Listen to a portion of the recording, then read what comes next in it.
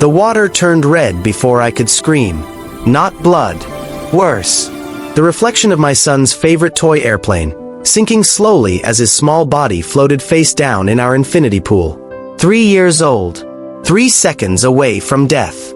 And the woman I was supposed to marry just stood there, champagne glass in hand, smiling at her phone. Hey everyone. Welcome back to the channel. If you're new here, thank you for joining us. And if you're returning, you already know we bring you the most shocking real-life stories that will leave you speechless. Before we dive into this unbelievable story, please hit that subscribe button and turn on notifications because you won't want to miss what happens next. Trust me, this one will shake you to your core. Now, let me ask you something. Have you ever trusted someone so completely that you ignored every red flag? Every whispered warning? Every gut feeling screaming that something was wrong? I did. And it almost cost me everything. My name is Ethan Whitaker. The tabloids call me New York's youngest tech billionaire. Built my empire from a college dorm room, turned algorithms into gold, and thought money could solve anything. But standing in that doorway, watching my son drown while his mother checked her Instagram, I learned the most expensive lesson of my life. Some people love what you can give them, not who you are. I wasn't supposed to be home. The Hampton estate was buzzing with preparations for our engagement brunch. Politicians, celebrities, society's elite, all waiting to toast our picture-perfect future. My flight from Singapore wasn't due until afternoon. But insomnia and instinct made me board an earlier plane. 6 months of whispers. 6 months of friends saying Olivia loved the Whitaker name more than the man behind it. 6 months of me playing blind because I wanted to believe in us. The car pulled through the gates at 9 a.m. Dead silence. No decorators. No staff rushing around. Just summer heat shimmering off manicured lawns and that terrible, cheerful laughter drifting from the pool. Then the splash. Then nothing. I moved on autopilot, designer shoes pounding marble, lungs burning. Through the glass doors, the scene carved itself into my memory with surgical precision. Olivia Hart, my fiancée, mother of my child, standing poolside in a white sundress. Perfectly styled hair. Champagne catching sunlight. And 20 feet away, my son, face down, limbs spread like a starfish, sinking. Liam. His name tore out of me like a war cry. I didn't remember jumping. Didn't feel the water. Just the desperate scramble, grabbing his small body, lifting him out, his skin too pale, lips tinged blue. I pressed him against the tiles, fingers shaking, checking for breath. He coughed. Water spilled from his mouth. His cry was weak, broken, the most beautiful sound I'd ever heard. I held him so tight I was afraid I'd break him. Over his wet curls, I looked up at Olivia. Really looked. And saw the truth I'd been buying my way around for months. No panic in her eyes. No horror. Just annoyance. What did you do? I wanted to scream. But my voice came out cold, dead calm. The kind of quiet that makes boardrooms freeze. It was an accident, she said, almost bored. He kept throwing toys in the pool. I told him to stop. He slipped. Lied.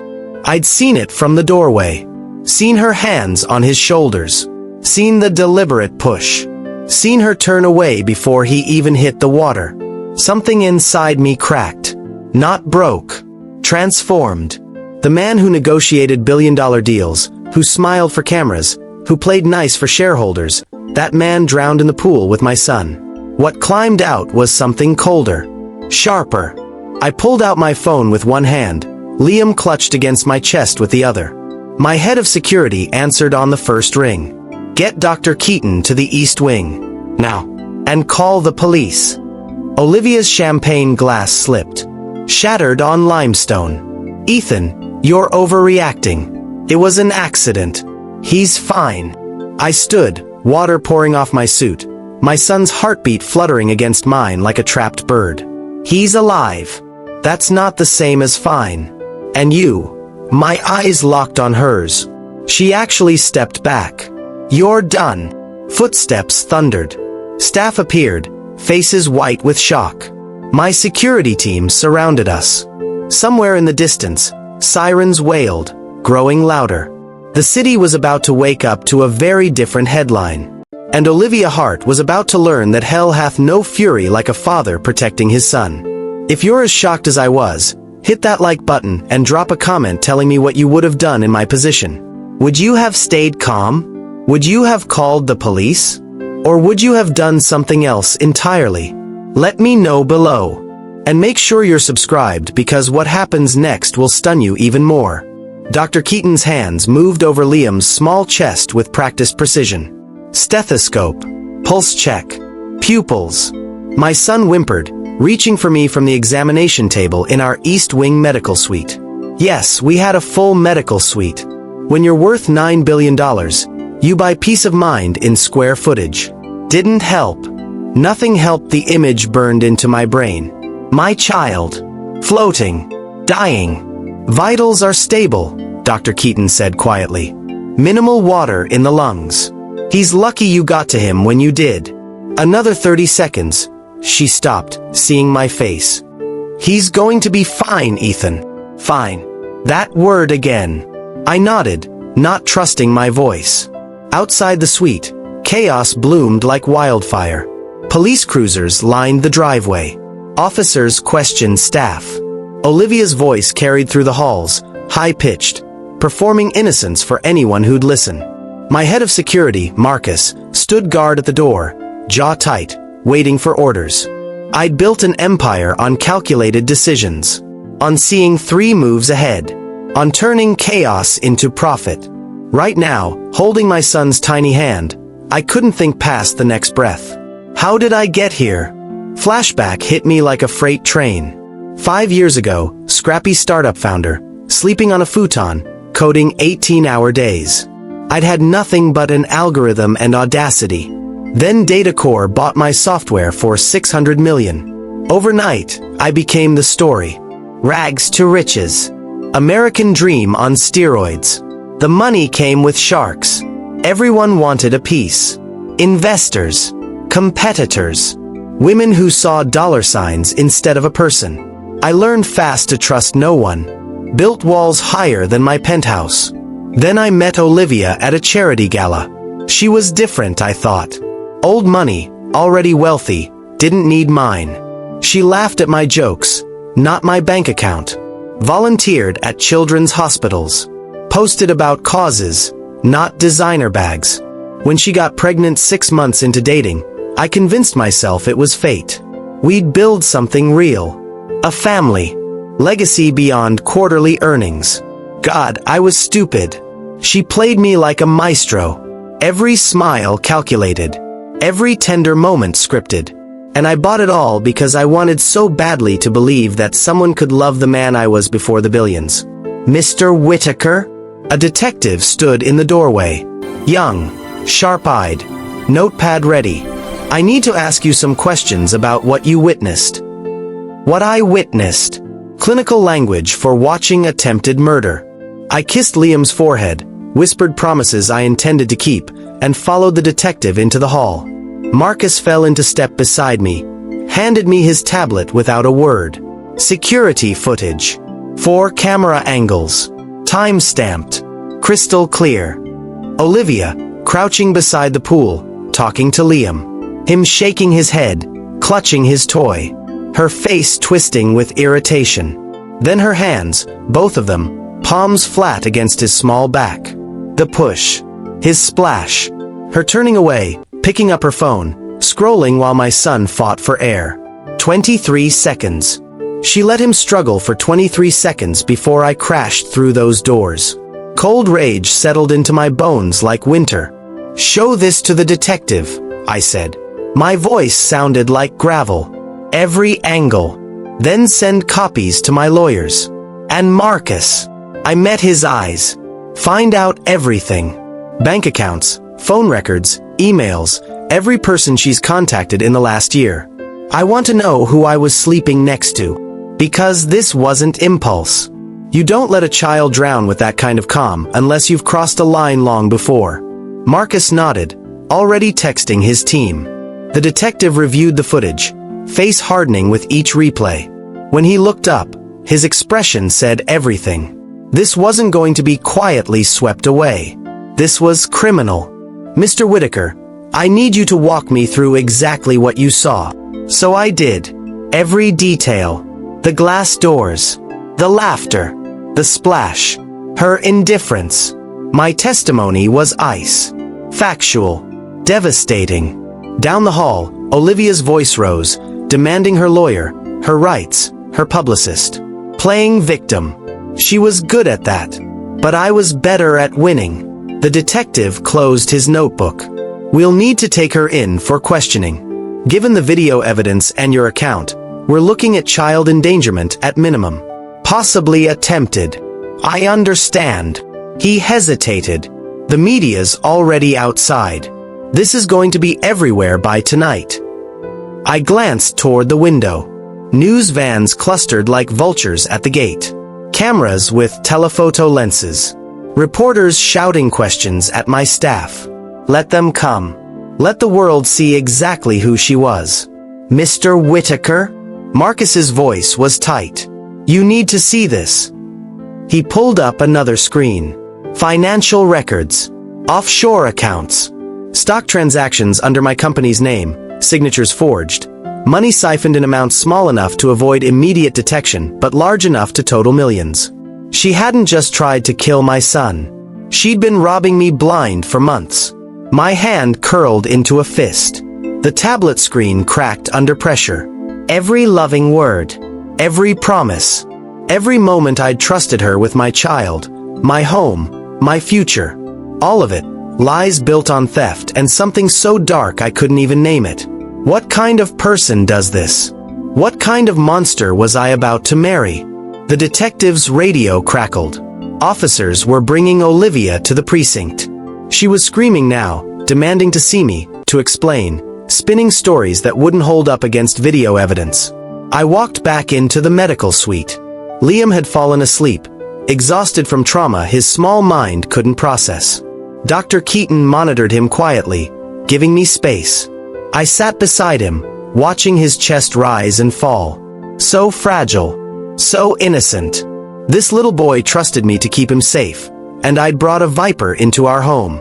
Never again. My phone buzzed. Texts flooding in. Board members. Investors. Friends. Everyone demanding to know what happened, offering lawyers, spinning crisis management before they even knew the crisis. One text stood out. My mentor, Richard Sterling, the man who'd taught me everything about building empires. Whatever you do next defines you. Choose carefully. I stared at those words for a long time. The old Ethan would have crushed her, pressed every charge, buried her so deep she'd never see sunlight. I had the money, the power, the evidence. I could destroy her life as carelessly as she'd tried to end my son's. But what would that teach Liam? That power means vengeance? That cruelty answers cruelty? Or was mercy just weakness in expensive clothing? Outside, cameras flashed. Inside, my son slept. And somewhere between rage and reason, I had to decide what kind of man I was going to be. The kind the world expected, or the kind my son deserved. What would you do if someone you loved betrayed you this deeply? How do you choose between justice and revenge? Drop your thoughts in the comments because this decision is about to shock everyone, including me. And please, share this story with someone who needs to hear it. You won't believe what happens next. The precinct smelled like burnt coffee and broken lives. I sat in a conference room with floor-to-ceiling windows, watching my life become a circus through glass that was supposed to be one way. Reporters pressed against barriers outside. Helicopters circled overhead. My phone had stopped buzzing an hour ago, burned out from the sheer volume of calls. Trending worldwide. That's what Marcus told me. Video clips leaked despite our security. Grainy footage of me carrying Liam out of the estate, his small body wrapped in my jacket, paramedics rushing forward. Someone had sold that moment for clicks, and now the internet was doing what it does best. Building narratives from fragments. Some called me a hero.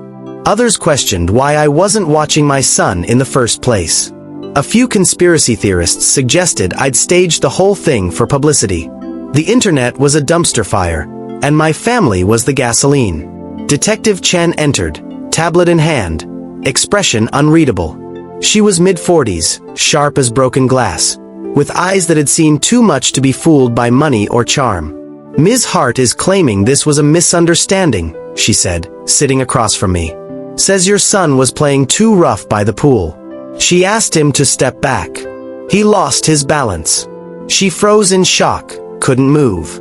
By the time her brain caught up, you were already there. I said nothing. Just slid the tablet Marcus had given me across the table.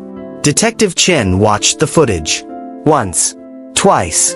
A third time, zooming in on Olivia's face. The deliberate placement of hands. The push. The casual turn away. That's not shock, Chen said quietly. That's intent. She let him drown for 23 seconds, while scrolling Instagram. My voice cracked on the last word. I cleared my throat, forced steel back into it.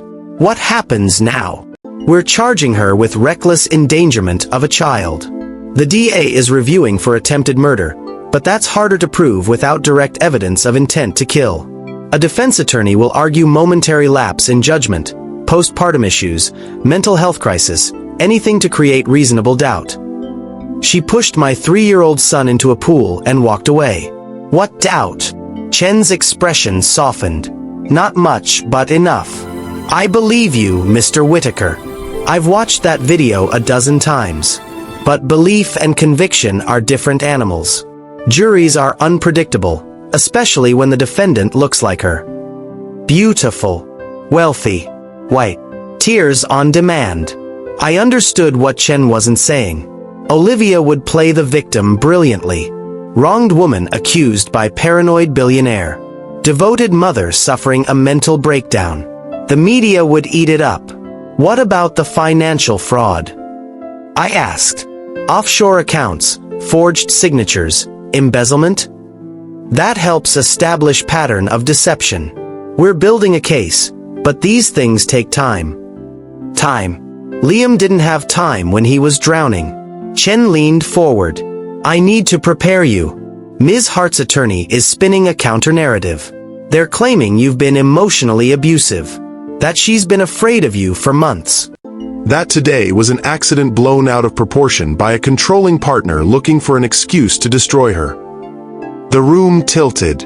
That's insane. Is it? You're one of the most powerful men in New York. She's a woman with no independent income, living in your home, dependent on your wealth. Her lawyer will paint you as the villain and her as the victim trying to escape. This was a nightmare. A waking, breathing nightmare where reality twisted into funhouse mirrors. I have video evidence, I said slowly. Witnesses. Medical records. Financial forensics. And she has a good lawyer and a sympathetic face. Welcome to the justice system, Mr. Whitaker. It's not always just. My phone buzzed. Dr. Keaton. I answered immediately. Ethan, Liam's awake. He's asking for you. I stood so fast the chair scraped concrete. I need to go. Chen nodded.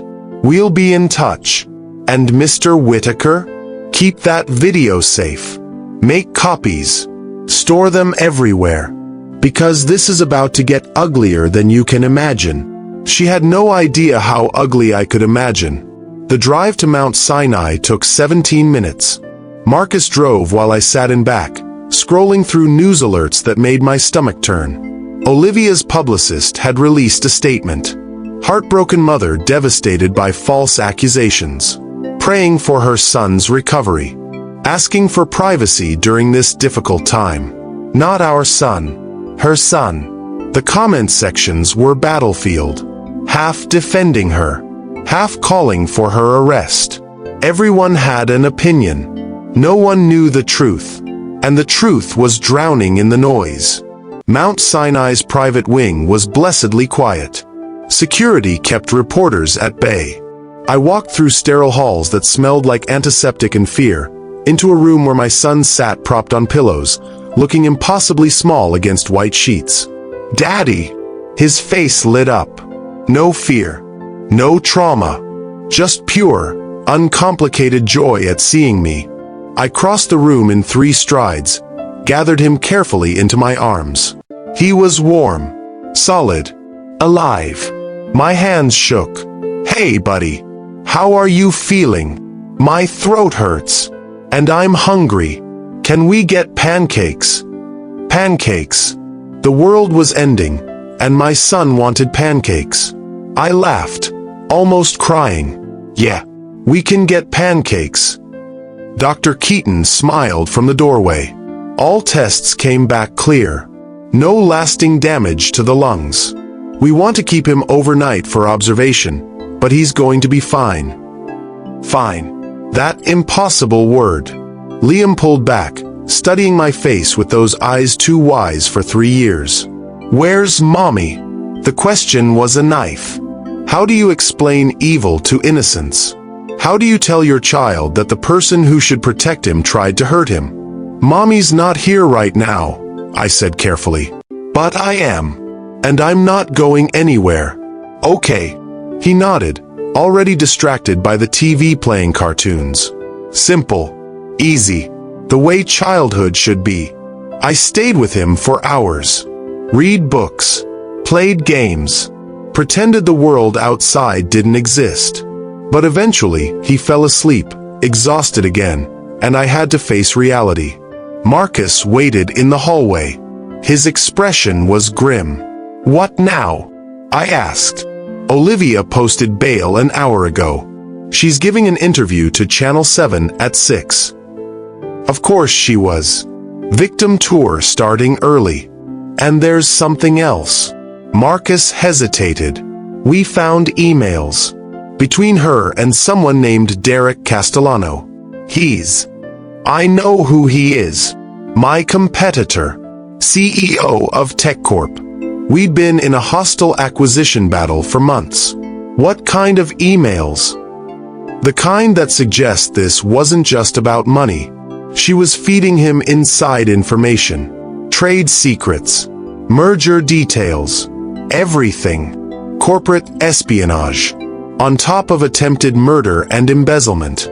Who was this woman? Had I ever really known her?" Marcus continued. "Castellano's been shorting your stock. When news of the scandal broke, Data Core dropped 11%. He made a fortune today." The pieces clicked together with sickening clarity. This wasn't passion or impulse. This was calculated. Olivia had been a weapon aimed at my empire from the start. And I'd been too blinded by loneliness to see it. "Get our lawyers on this. All of it. I want Castellano buried alongside her." "Already done." "But Ethan." Marcus met my eyes. "This fight is going to cost you. Reputation. Money. Time. The board is already nervous. Some are calling for you to step down until this resolves." "Step down. From the company I built. Because I trusted the wrong person." "Let them try," I said quietly. "I've lost enough. I'm not losing anything else." But even as I said it, watching my son sleep through the window, I wondered what else this war would take before it was over. If you're feeling the weight of this story, I know I am too. Sometimes the people we trust most are the ones who hurt us deepest. Have you ever been betrayed by someone you loved? How did you survive it? Share your story in the comments. Your words might help someone else who's going through the same thing. And please, hit that like button and share this video because what comes next will leave you speechless. The interview aired at 6 p.m. I watched it from my office, whiskey untouched on the desk, jaw clenched so tight my teeth ached. Marcus stood by the window, silent, as Olivia Hart performed the role of her life. She wore soft blue, minimal makeup, hair pulled back like she couldn't be bothered with vanity during such trauma. The tears came exactly on cue. "I love my son more than anything in this world," she told the camera, voice breaking in all the right places. "What happened was a tragic accident. Liam was playing, he slipped, and I froze. I know that sounds terrible. I know a mother should react instantly. But shock does strange things. By the time I could move, Ethan was already there. The interviewer, some perfectly coiffed sympathizer, nodded with practiced concern. And the allegations that you pushed him? Olivia's eyes went wide. Hurt. Disbelief. That's absurd. Ethan has been under enormous stress. The merger, the competition with TechCorp, the pressure of being in the public eye constantly. I think he saw something that wasn't there because he's looking for someone to blame for his own guilt about not being present. Masterful. She just flipped the entire narrative. Now I was the unstable one. The absent father. The paranoid billionaire cracking under pressure. She's good, Marcus muttered. Evil but good. My phone exploded. Texts. Calls. Emails. Board members demanding crisis meetings. Investors questioning leadership stability. PR teams drafting statements I hadn't approved. The machine I'd built was turning against me, and Olivia had her hand on every lever. But then the interviewer asked the question that changed everything. Ms. Hart, there are reports of financial irregularities. Offshore accounts. Transactions made under Mr. Whitaker's company credentials. Can you address those? For half a second, Olivia's mask slipped. Just half a second. But I'd spent years reading micro-expressions in negotiations. I saw the calculation, the recalibration. I handle some of Ethan's personal finances, she said smoothly. If there are irregularities. I'm sure it's a misunderstanding. I've always acted in his best interest and with his full knowledge. Lies wrapped in silk. The interview ended with Olivia pleading for privacy, for people to remember that a child was caught in the middle, for everyone to let the truth come to light. The truth. She wouldn't recognize truth if it drowned in front of her. My phone rang. Unknown number. I almost didn't answer. Ethan Whitaker. We need to talk. Olivia's voice. Calm. Cold. Nothing like the trembling woman on TV 60 seconds ago. Alone. Tonight. Every instinct screamed trap. I have nothing to say to you. Yes, you do. Because I have things you want. And you have things I need. We're both smart people. Let's be smart about this. She was proposing a deal.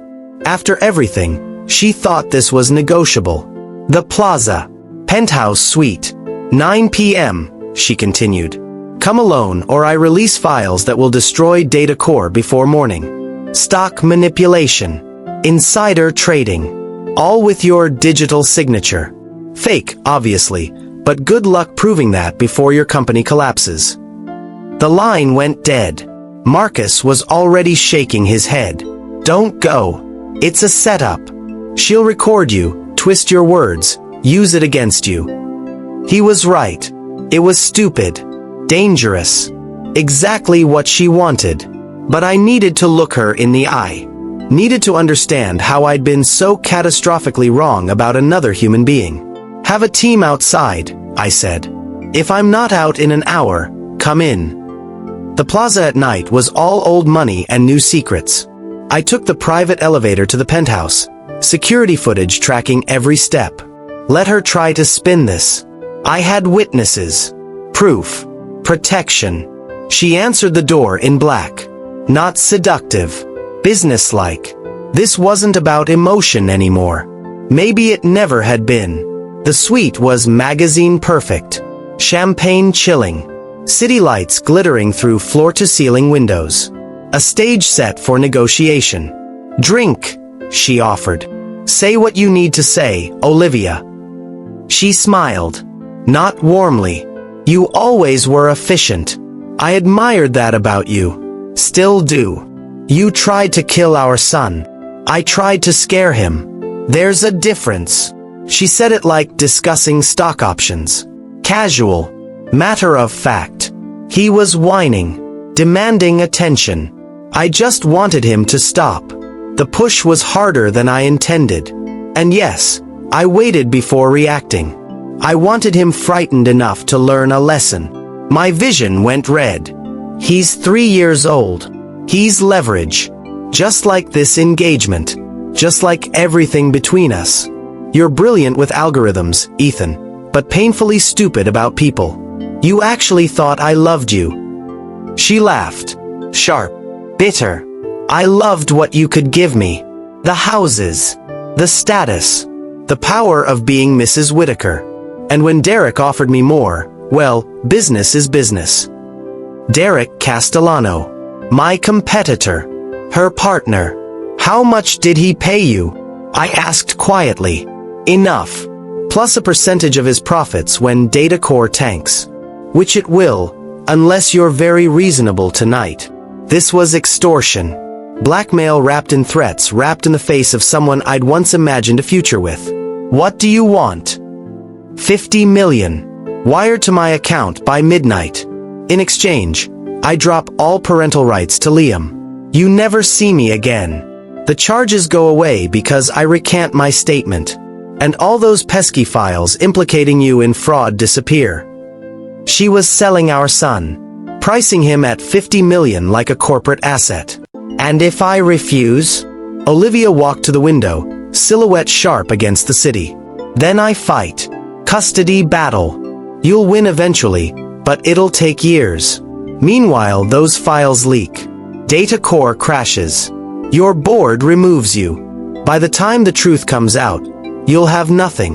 No company. No reputation. Just a traumatized kid and a pile of legal bills. She turned, eyes glittering. Or you pay. I vanish. Everyone wins. I studied her. Really looked. Searching for any trace of the woman I'd thought I knew. There was nothing. Just ambition and cruelty wearing a beautiful mask.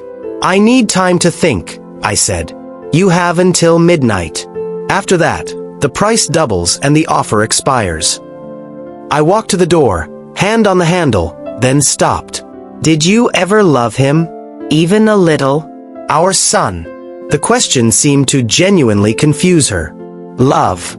He was a means to an end. A way to secure my position. Why would I love a burden? And there it was. The truth I'd been avoiding. Liam's mother was a monster.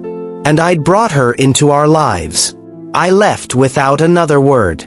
In the elevator, Marcus was waiting with security. Well, he asked. She wants 50 million to disappear. Are you going to pay? The elevator descended. Lights flickered past. I thought about Liam, sleeping in a hospital bed, asking for pancakes. I thought about the company my blood and sweat had built. I thought about justice and mercy and what kind of world I wanted my son to inherit. I don't know, I said. But I have until midnight to decide if I'm buying her silence or burning her world down. The doors opened. Cameras flashed outside. Reporters shouted questions. The circus continued. And somewhere in the noise, I had to find my answer. Would you pay to make your nightmare disappear? Or would you fight, even if it cost you everything? This is the impossible choice, and what Ethan decides next will shock the entire city. Comment below and tell me what you do. And please, subscribe and share this story because we're only halfway through, and the biggest twist is still coming. Midnight came and went. I didn't wire the money. Instead, I sat in my office watching the clock tick past her deadline, phone silent in my hand, while Marcus coordinated with forensic accountants 3 floors below. If Olivia wanted war, she'd get it. But she'd be fighting a ghost army she never saw coming. At 12:03, my phone buzzed. Not Olivia. My lead investigator, Sarah Chen, no relation to the detective. We found something. You need to see this now. The conference room looked like a crime thriller. Screens covered every wall. Financial documents. Email threads. Bank transfers spanning 3 years. Sarah stood at the center, exhausted but electric with discovery. It's worse than we thought, she said. The offshore accounts weren't just theft. She's been running a systematic operation since before Liam was born. She targeted you specifically, Ethan. This wasn't opportunistic. This was premeditated. Images flashed across screens. Olivia at a TechCorp event 2 months before we met. Olivia having dinner with Derek Castellano 6 weeks before our first date. Olivia signing contracts with his shell companies while pregnant with my son. She was hired, Sarah continued. Paid $2 million upfront to get close to you. Bonuses for every piece of inside information. The engagement was supposed to give her legal access to everything. Marriage would have been checkmate. My chest constricted. Every moment, every kiss, every whispered promise. All of it, a transaction. How much did she steal? $47 million over 3 years. Hidden in complexity so deep we almost missed it. But here's the thing. Sarah pulled up another screen. She made a mistake. Last week, she moved $18 million through a bank that requires biometric verification. We have her fingerprints, her face, timestamps. This isn't circumstantial anymore. This is prison time. Prison. The word hung in the air like smoke. I could destroy her. Completely. Publicly. Every weapon I needed was right here. Evidence so airtight her lawyers would beg for plea deals. I could take everything she tried to take from me and burn it in front of her. But then what? I walked to the window. Dawn was breaking over Manhattan. The city was waking up to another day of headlines about the Whitaker scandal. Another day of speculation. Another day where my son's trauma was entertainment. What would this fight teach Liam? That power means crushing your enemies. That betrayal earns scorched earth? My mother's voice echoed across time. I was 12, watching my father's business partner steal half the company through legal loopholes. My father wanted revenge. Wanted to ruin him. Wanted blood. My mother took his hand in our tiny kitchen and said words I'd never forgotten. Integrity isn't what you do when people are watching. It's what you do when you have the power to be cruel and choose not to be. Vengeance is easy. Character is hard. My father took the high road. Lost everything.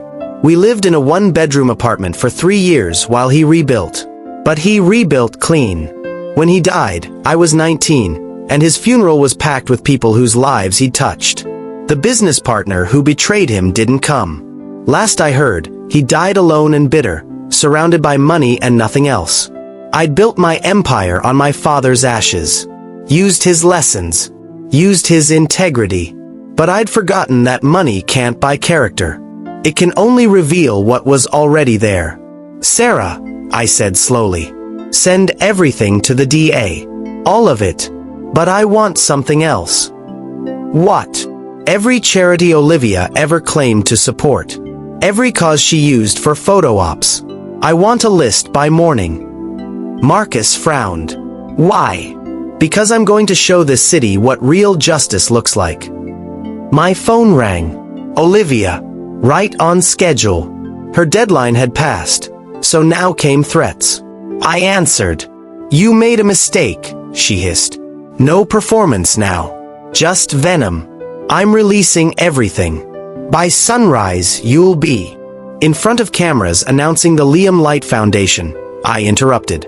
A nationwide fund for abused and endangered children. $50 million in initial funding. Every penny you tried to steal, redirected to kids who need protection from people exactly like you. Silence. You can release your fake files, Olivia. My lawyers are ready. Or you can hear my counteroffer. I'm listening. Her voice was ice. You sign away all parental rights. Immediately. You cooperate with investigators. You plead guilty to the fraud charges. In exchange, I don't pursue attempted murder. You do your time for theft, and when you get out, you disappear. Or I bury you so deep they'll need archaeology to find you. You're bluffing. You don't have the evidence. Biometric banking records from last Tuesday. 18 million moved through accounts requiring your face and fingerprints. Want me to keep going? The silence stretched so long I thought she'd hung up. How long would I serve? She finally asked. Voice small. Defeated.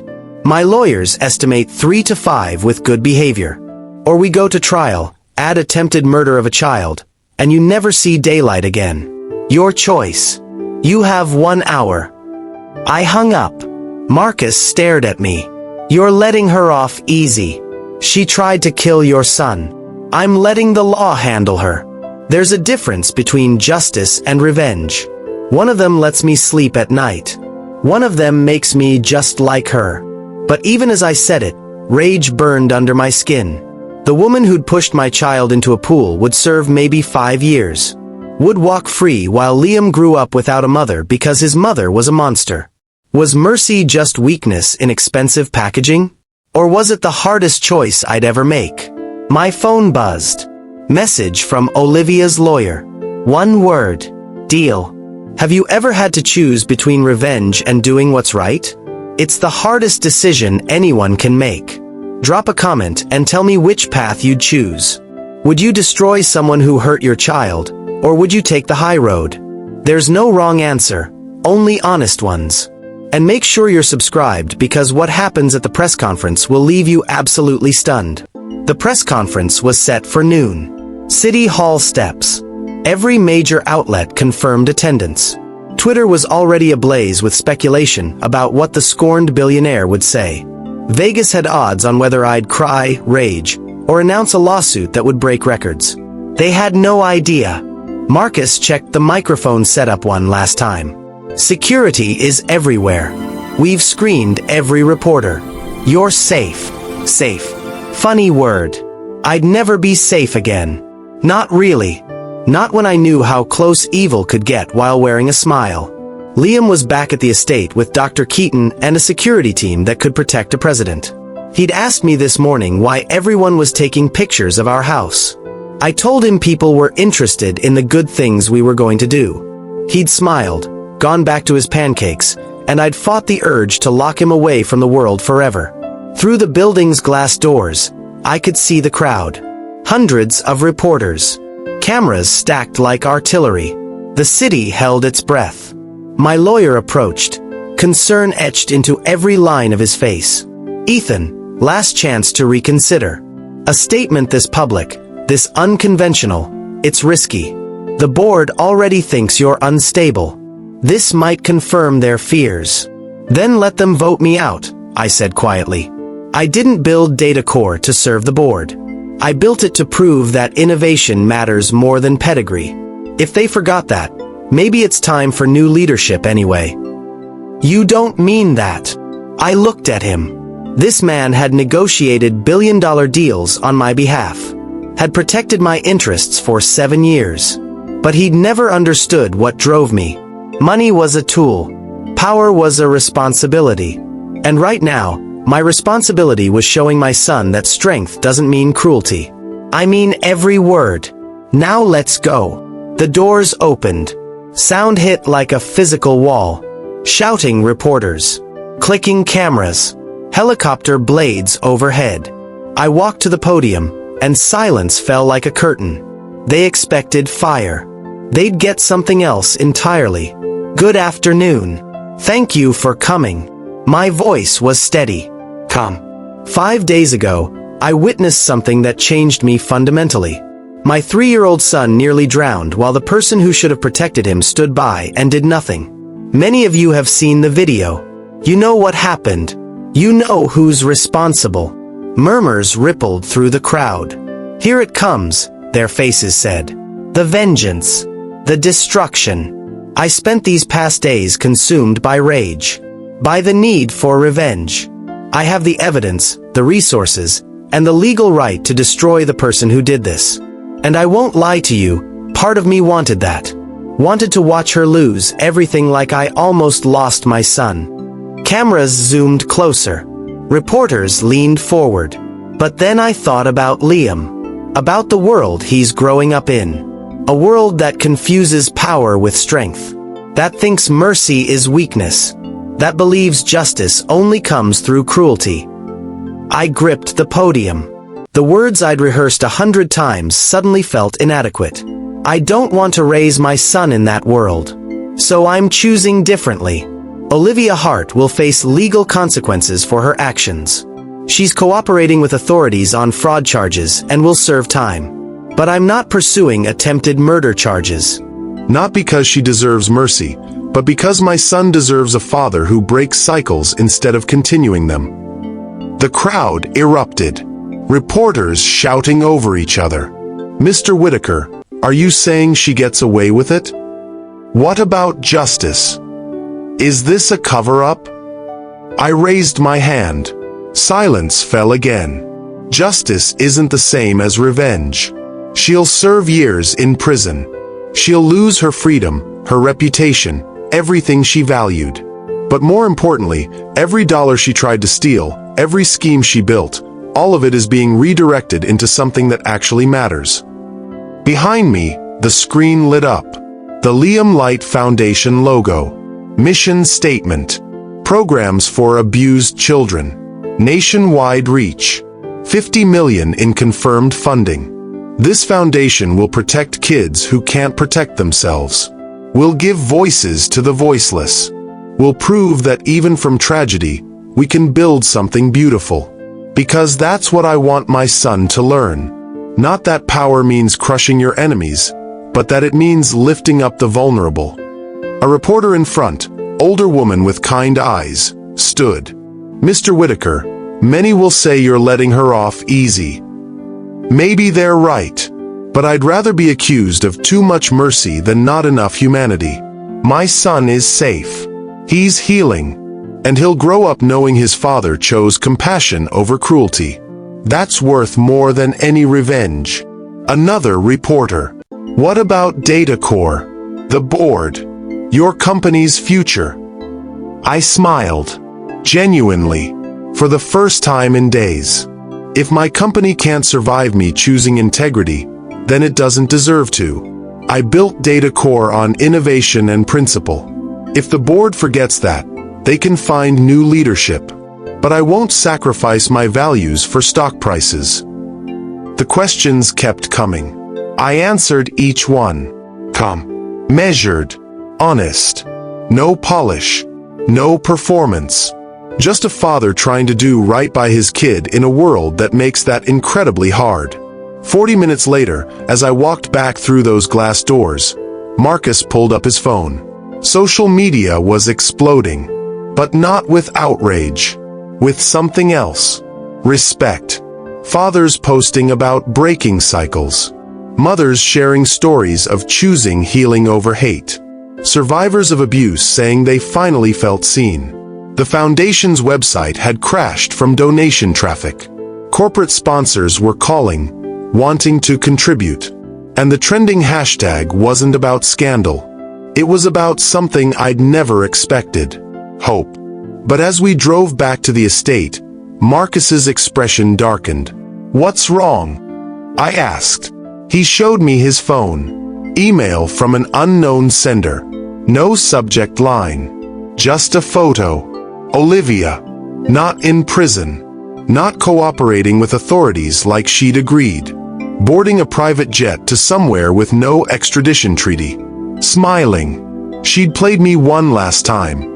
The mercy I'd shown, the second chance I'd given, she'd turned it into an escape route. And according to the metadata on the photo, she'd left the country 30 minutes before my press conference even started. Everything I just said, every principle I'd stood on, every lesson I'd tried to teach my son about doing the right thing, she'd made it look like weakness. Like the foolish idealism of a man who'd been conned twice. The city thought I was a hero, but the woman who'd tried to kill my child was free. And I had no idea what that meant for what came next. Have you ever done the right thing and had it blow up in your face? Have you ever shown mercy to someone who didn't deserve it, only to watch them throw it back at you? That's where we are now, and I'm feeling every bit of Ethan's pain. Drop a comment telling me what you're feeling right now. Would you regret showing mercy, or would you stand by your choice? Let me know below, and please share this story because what comes next will test everything Ethan believes about justice and forgiveness. Ethan didn't speak for the rest of the drive. Marcus kept glancing at him through the rearview mirror but didn't dare open his mouth. When they reached the estate, the place that had felt calmer over the last few days now pulsed with quiet tension. The guards stiffened as soon as Ethan stepped out.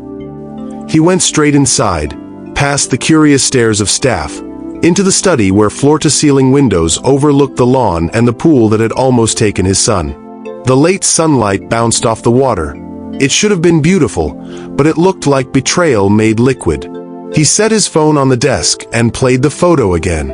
Olivia, sunglasses on, the smirk of someone who thought they had beaten the world. Marcus finally said, "We can call the feds. Interpol will."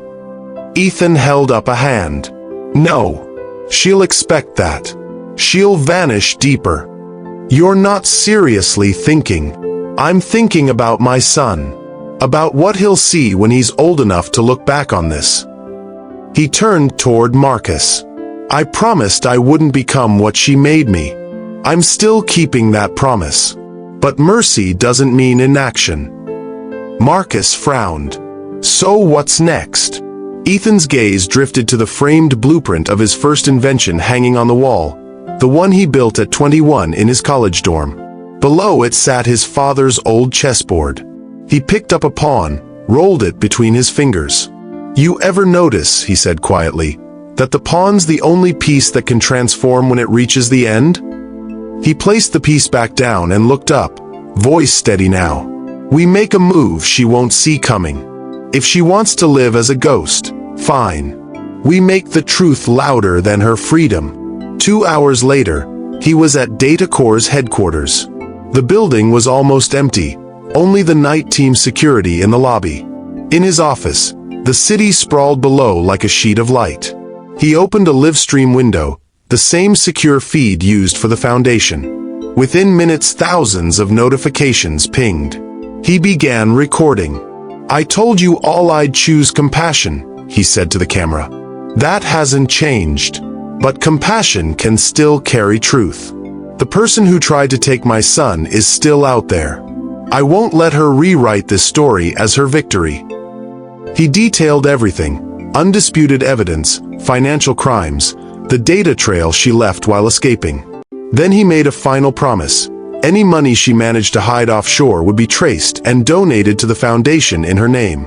"If she wants infamy," he said, "I'll give her the kind that saves children instead of hurting them." Marcus watched from the doorway.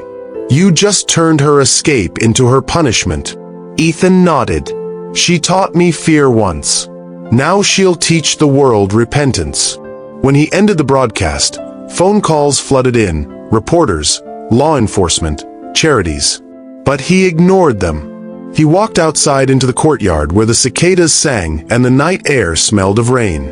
Dr. Keaton stepped out from the family wing holding Liam's favorite stuffed tiger. "He asked for you," she said softly. "Bad dream." Ethan took the toy and went upstairs.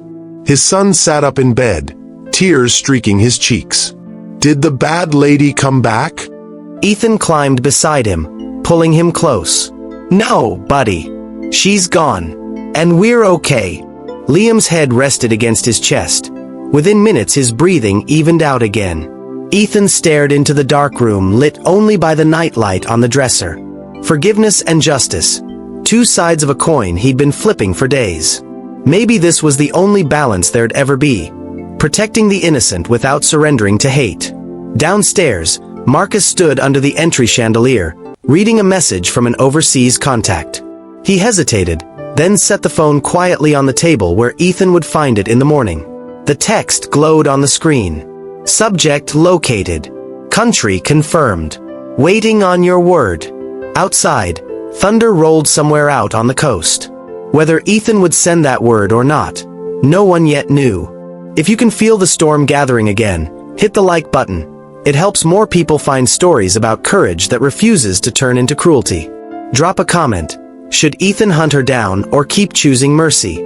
Share your thoughts and don't forget to subscribe, because soon we'll reveal what kind of man he truly is when justice and fatherhood collide. The storm broke before dawn. Heavy rain hammered the roof, wind bending the trees on the estate grounds.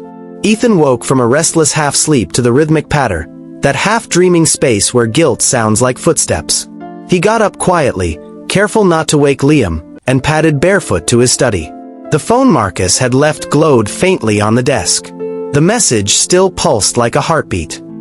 He stared at it for a long time, the words blurring in his tired eyes. Subject located. Country confirmed. Waiting on your word. He hadn't asked anyone to look. He'd only whispered an angry wish. But men loyal to him, to his empire, still moved on whispers. The cursor blinked in the reply box. He imagined writing "stand down," but his hands wouldn't move. He heard Olivia's laugh in his head, saw her lifting the glass of champagne while his son flailed. He slammed the phone down hard enough to crack the case. Downstairs, the house creaked and settled, empty hallways breathing. He poured a glass of water and watched the pool through the rain-streaked glass. The surface rippled under the storm, washing over the edge in tiny waves. Behind him, footsteps. Liam padded in, clutching the stuffed tiger. "Daddy, dream again." Ethan set the glass down and knelt. "Same one. Pool, and you didn't come." His chest twisted. "I always come, buddy. Always." The boy nodded sleepily. "Then no chasing the lady. We stay home, 'kay? Children have a way of dragging truth out of adults." He smiled faintly. "Okay." Liam went back to bed. Ethan sat at the desk again and finally typed 2 words. No action. Then hit send. He wouldn't let vengeance rewrite the lesson he'd already taught. When Marcus arrived later that morning, dripping from the rain, he noticed the shattered phone case. "Rough night. Decision night," Ethan said. "Let her live however she can live with herself. I've got a company to rebuild." He spent the day at Datacore. Reporters had given up chasing him for quotes, so the quiet was almost strange. Employees looked at him differently now. Not as the unreachable genius, but as a man who'd survived heartbreak on global display. Mid-afternoon, Marcus entered the office holding a thick envelope. "You might want to see this. Came from overseas this morning." Inside was a single photograph. Olivia again, but not at an airport, nor a yacht. She was stepping out of a clinic somewhere in South America, hair cropped, face thinner, hand gripping a nurse's arm for support. On the back, scrawled in a shaky hand, "Tell him I'm sorry. Tell him the boy won." Ethan leaned back in the chair, rain flickering against the windows. For the first time, he didn't feel rage or triumph, just a quiet, exhausted understanding. He whispered, "Then maybe we both did." That evening he stood with Liam at the newly built children's wing of St. Aurora Hospital. The wing carried the foundation's name in bright gold letters, proof that something good had survived the wreckage. Cameras flashed, children laughed, rain clouds broke apart revealing sunlight over the city. A reporter shouted, "Mr. Whitaker, after everything, would you still choose mercy?" He looked down at his son, who was showing his toy tiger to another child, both of them giggling. Ethan answered simply, "Every time." He let the applause wash over him, but his eyes stayed on the kids, their small, fearless faces. Power used to mean control. Now it meant protection. And that realization felt like the first true wealth he'd ever earned. As the crowd dispersed, Mark from his security team approached quietly. "The private investigators want to know if we're closing the file." Ethan looked toward the playground that shimmered with color in the late afternoon light. "Close it," he said. "Let the story end the way it's supposed to." After the ceremony, Liam tugged at his sleeve. "Daddy, can we go swimming now? You said we'd try again when it was safe." Ethan laughed softly. "Yeah, buddy. Let's try again." Later, as he watched his son splash in the shallow end of the new hospital pool built for therapy sessions, he felt the final weight lift. This was how you undo violence. Not with revenge, but with life going on anyway. When they drove home, the sunset turned the wet streets to gold. Liam fell asleep in his car seat, the stuffed tiger tucked against his chest. Ethan looked back once more and whispered, "That's my lesson, Olivia. We move forward." Back at the estate, lights flicked on one by one, warm and steady. The city that once wanted spectacle now wanted hope. The billionaire who nearly lost everything had become the man who finally understood what real strength looked like. If you felt the closure in this moment, the peace after every storm, tap the like button so more viewers see how kindness can survive betrayal. Drop a comment. Do you believe mercy can truly change a person's fate, or is justice only real when it hurts? And subscribe, because new stories of redemption, courage, and the strength hiding inside forgiveness are coming soon. Thank you for watching this story to the end. If you enjoyed this story, you will surely love the next one. It's as crazier and more intriguing as you can ever imagine. So do check it out. Click on the image showing on your screen right now to watch the next one.